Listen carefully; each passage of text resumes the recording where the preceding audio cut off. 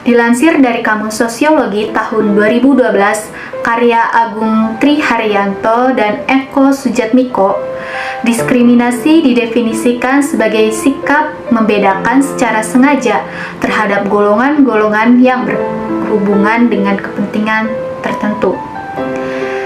Yang menjadi faktor pembeda tersebut biasanya didasarkan pada suku, etnis, agama, dan ras.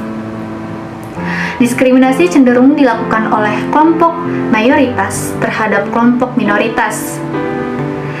Salah satu bentuk diskriminasi yang sering kita jumpai yaitu rasisme. Apa itu rasisme? Simak pembahasannya sebagai berikut. Rasisme secara umum dapat diartikan sebagai serangan terhadap sikap, kecenderungan, pernyataan, dan tindakan yang mengunggulkan atau memusuhi suatu kelompok masyarakat, terutama atas dasar identitas ras. Rasisme juga dianggap bodoh karena dengan sendirinya tidak didasarkan pada ilmu pengetahuan dan melanggar standar etika, kemanusiaan, dan hak asasi manusia. Akibatnya orang-orang yang dari kelompok etnis lain sering didiskriminasi, dihina, dieksploitasi, ditindas, dan bahkan dibunuh. Salah satu contoh yang paling mencolok dari rasisme di Indonesia adalah kasus Dano Anes Tabuni bersama 5 temannya di penjara atas tuduhan makar aksi damai yang dipicu perilaku rasis warga dan aparat kepada mahasiswa Papua pada Agustus 2019. Obi Kogoya adalah salah satu mahasiswa Papua yang menjadi korban. Ia disiksa karena membawa makanan untuk mahasiswa lain di asrama Kamasan 1 Papua di Yogyakarta yang saat itu tengah dikepung kelompok vigilante, polisi, dan tentara karena berniat untuk menyuarakan aspirasinya memperjuangkan bangsa Melanesia. Ia disalahkan atas perilakunya yang melawan petugas aparat. Tubuhnya dipukul, lehernya diapit siku, diborgol, hidungnya dijepit, dan kepalanya diinjak-injak. Untungnya Obi selamat.